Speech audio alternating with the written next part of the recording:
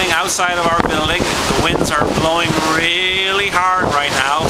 There are really no people on the street. They are, I think they're crazy.